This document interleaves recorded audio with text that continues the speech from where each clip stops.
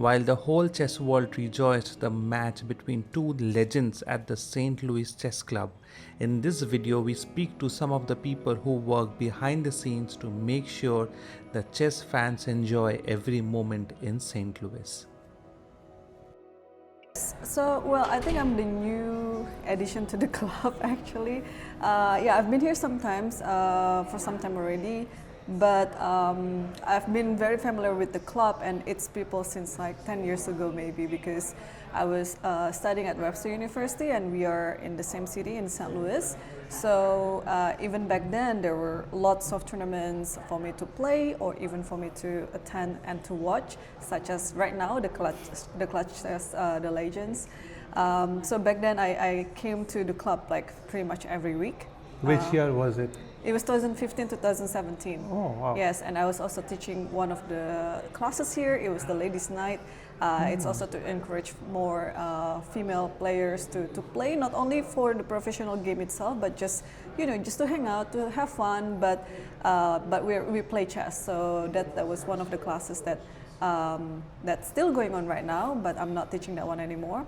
And recently I've been doing lots of social media managing for the club. So it's quite a challenge because I've been only managing my own social media so far, and now I have to put a different perspective on how I'd like to portray the club and how I'd like people to see the club differently, So, but it's been so fun so far because I've been working with lots of amazing people too. St. Louis itself is a chess capital. So wherever I go, pretty much all my colleagues are all my friends because they're all chess players. Right. Tell us about the culture in this club, because we see everyone here so happy, always smiling, always warm, always trying to help out. Yep. Everyone, like we are new here, but we did not feel like that we are coming to in this club for the first time. So tell us, how did this culture develop and how did you get involved with it? Yeah, how I got involved is pretty much through the same, league of people maybe, because as I said before, like most of my colleagues here, they're chess friends. So for the people itself, for the culture that you just mentioned, it's because we share the same passion. We love chess, and I think that is the only condition for you to step into our club, and then we will welcome you as long as you love chess. No, I'm just kidding. Everyone is welcome here, and then this is also part of the reason why I love working with this club. It's also, it's different, when you're working with the chess players and those you would like to get into the chess world. And I think the club is doing a very good job in providing both part of the worlds. So yeah, we grateful with our old members, but we are also very grateful when we are welcoming new members. So that's why this part of a welcoming culture is something that we would like to portray, that hey, chess is welcome to all people, all ages. Just come to our club and then we'll take care of you from there. Wonderful. And you also live in St. Louis now? Yeah, I kind of in the process of moving into St. Louis because of this new responsibility of mine. So yeah, we'll see. Okay, and how, apart from the club, we come to the club, we walk in, there are chess boards outside, there's the Hall of Fame, this club. This town is also very special, right? There are some of the top chess players living around. So does that also give you a special consideration of staying in and around St. Louis? Oh, definitely. I mean, that's I think a big part of consideration too, because it's already been sometimes that we have this joke among us, like whenever we hang out together, like Fabi, Yasser, Levon, and then we said, there is St. Louis Masters coming up soon, or in the past, in 2024, so there's St. Louis Masters. It's just for the St. Louis residents, and it's just a joke. What we meant was that even if the players are only coming from St. Louis, it's already like a world elite tournament because all the grandmasters live within a few blocks from this club, including our top grandmasters, Levon and Fabi, and also Yasser, Linear, not so far away. So even if we have like our own, not city even, how do you call it? Like district championship, Yes. it's going to be already very strong. One of the strongest tournaments. Exactly, and this is also something that I consider very much because. I know they're friends, but they are also very, very friendly. If you want to have like some sparring games or anything, you know, sometimes we hang out and it's always about chess too. Like we hang out for playing other games, but at some point, before or after, we would always analyze some games. Oh yeah, this game is interesting. Like Yasser always does that whenever we have a very big event that we cover, and then when we hang out together after dinner, usually he would like, hey, did you see that this move was not not played before, something like he yes. brought up from the commentary, and then we'd always drown into his analysis, and then oh yeah, I remember the Singfield Cup just happened like a few months ago. After dinner, the next day was a free day. So usually before the free day, everyone like the commentators and like me and also like our chess friends around, and also even the players would hang out together. And in our hangout, Yasser showed me something like, yeah, we were talking about this game. Maybe you remember the game between Alireza versus Aronian. It was a very, very complicated French game, which on the same day, Kasparov was also in the broadcast, like online, and then he commented on that game, and then poof, the preparation that was done between these two players were just amazing. It was that amazing that Kasparov commented on it like, poof, this is like beyond my years. And then we just hang out and while analyzing all these games. So me as a chess player, I feel very grateful too, because I can have this type of social life, but also on the other hand, I can kind of like improve my chess too, because to just sit there, I don't have to say anything, I don't have to move anything. I'm just gonna sit there, watch them analyze, watch them say what was on their mind, and then soon after Yasser gave all this position, Alireza came, and then he also, of course, said like, "Oh, this is not my preparation. This is what." I was like, "Wow, to have like a direct information from its source, it's amazing." Wow, what a beautiful way to share that. Thank you so much, Irene. It is so nice to see you here and the wonderful work you're doing with the club. And we wish you all the very best. Thank you. Bringing such high production that involves the top players of the chess world is a regular affair here.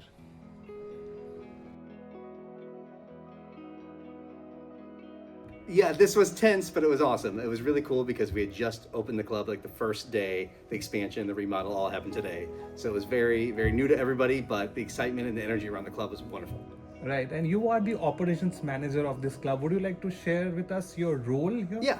So as the operations manager, I do a lot of the hiring, scheduling of the staff and getting the furniture set up, getting the chess sets, the clocks, all that kind of stuff, just to make sure the tournaments run good, and then make sure the open play.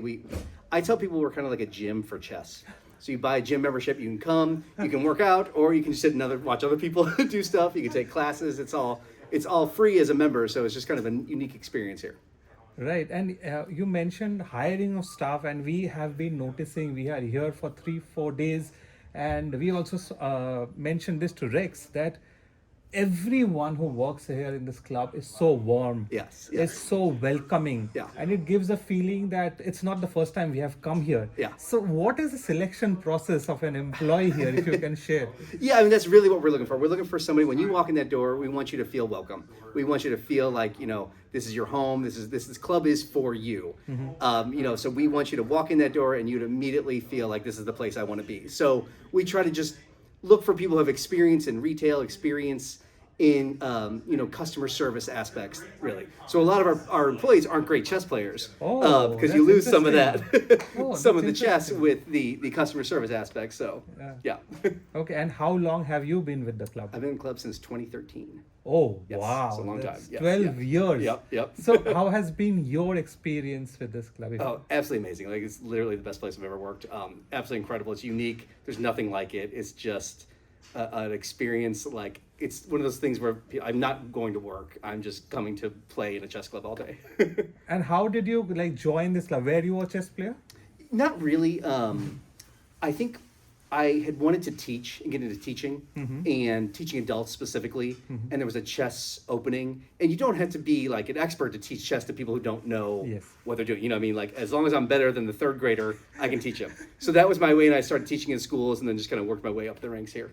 Okay, and it's been 12 years. And if it might be a hard question for you, but is there a special event for you that has stayed with you all these years? Well, yes. Actually, the one event was when there's two things. Magnus coming for an autograph session one time, and we had I think it was a Sinkfeld Cup. I'm not sure which one it was, but I mean, there was just hundreds and hundreds of people lined up, and the excitement and the energy was so cool. Okay. And then the Sinkfeld Cup, when Fabi won all those games in a row. The was 7-0, just- the yes. 7 up. Yes, Okay, it was- even Morris mentioned that tournament. Wow, yeah. I mean, it's embedded in our heads because it was so exciting. So those two. Okay. And what is the most exciting part of your job? I know it's a very challenging job. Yes. The best part of this job is when we get to expose people to chess who don't know, especially kids. We go out into schools or we bring people in to see chess for the first time. That's the best part, is exposing people to chess for the first time. Not the big events with the high-profile players. Those are fun, but the average person or average kid that comes in off the street to be exposed to chess is my favorite part.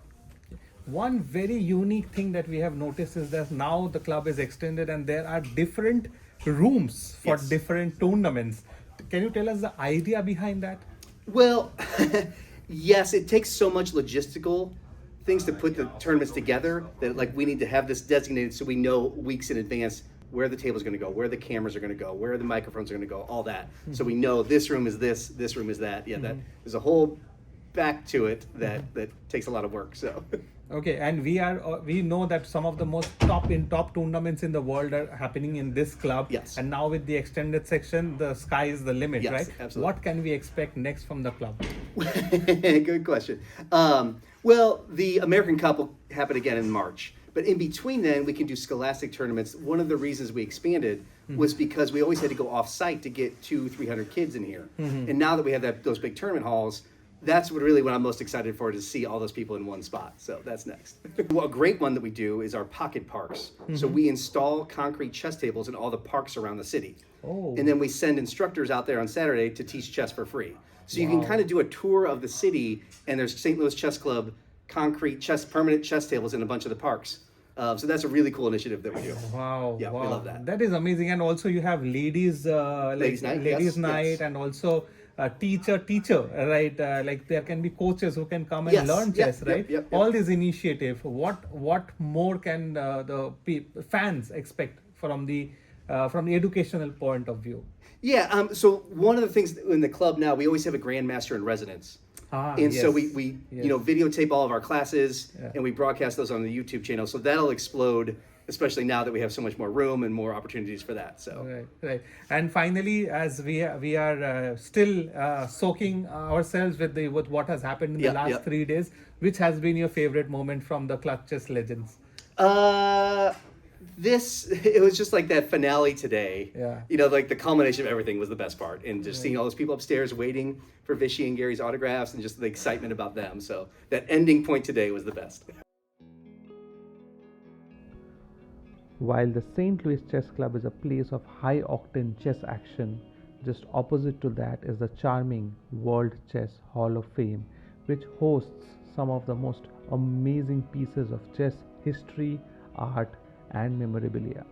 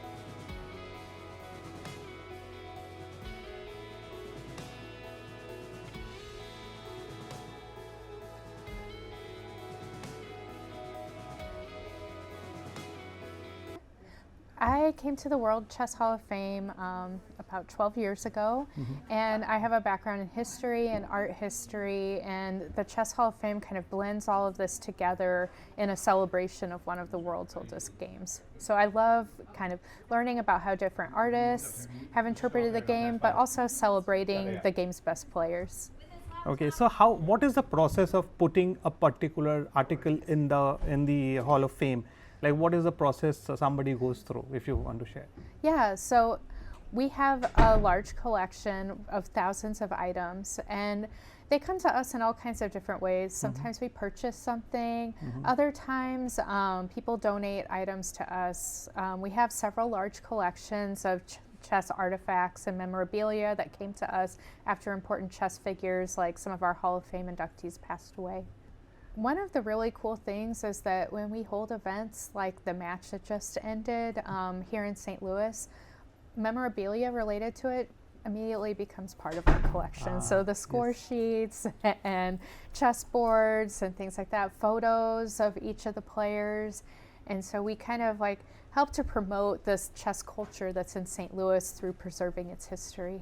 We have a section upstairs where people can learn more about each of the Hall of Fame inductees. And it's not just players, it's journalists, chess promoters and organizers, people who really changed the game. And to me, that's the heart of the museum, when you learn about these people who really dedicated themselves to the game and made incredible accomplishments. Right. And which is your favorite part of the museum? My favorite part, I really like the show that I just curated. It's called Reading Between the Lines, Chess and Literature. And so it has artifacts, everything from a Ramayana chess set to poetry by a contemporary artist, Nkose Nkululeko, and then also just all kinds of fun illustration art, Alice Through the Looking Glass, just there's something for everyone. Okay, do you have a favorite chess book of your personal preference? Oh, that's hard. Of course, you have to say The Queen's Gambit is a great chess book, a fictional chess book, but there's so many others. I like Shock Novelle or The Royal Game, and there are many others that people can learn about in the show, some that are lesser known. Okay, and which is your favorite chess variant from the museum? I really like Star Chess because I got to go to Laszlo and Clara Polgar's house to help pack up the loans for that show. So I got a personal lesson in how to play Star Chess from Laszlo Polgar, which is quite a treat. Oh, wow, that's impressive. And you also get time to play chess? Yes, but I play casually. I'm not on the same level as these world champions that come through here. Right, and what we can see in the future in the museum, if you can give us a sneak peek of what fans can expect when they come in the future. Yeah, next year we'll have a great new show about chess and sports. So they'll get to learn a little bit about how chess players use sports in their own training, but also why chess is really appealing to athletes. Wonderful. And how has been your journey with the St. Louis Chess Club and the museum? How have you seen your life grow? I've seen it grow because I've gotten to meet the most interesting people through the Hall of Fame inductions, made friends around the world, and you learn about chess culture in all these different places, and it's really special. I really liked meeting Eugene Torre and his wife a few years ago. They came here from the Philippines, and so they have a huge chess culture there, and we've stayed in touch, and they actually helped me with tracking down information about a chess table that I put in a show later. So I appreciate he's a very he has this beautiful personality and very helpful. Yeah. Amazing, amazing. It's so wonderful to see what you are doing. When somebody goes and sees the museum, they can understand how much detail, how much effort has been put into everything. So thank you for bringing this to the chess world and for the fans to rejoice. Oh, thank you. Thank you for the interview and highlighting the Hall of Fame. Hope you enjoyed the stories and the interviews of these wonderful personalities who work tirelessly behind the scenes to give us such amazing shows. And in the future, we wish to bring more such characters to you, and so that you can know more about them. Hope you enjoyed this video.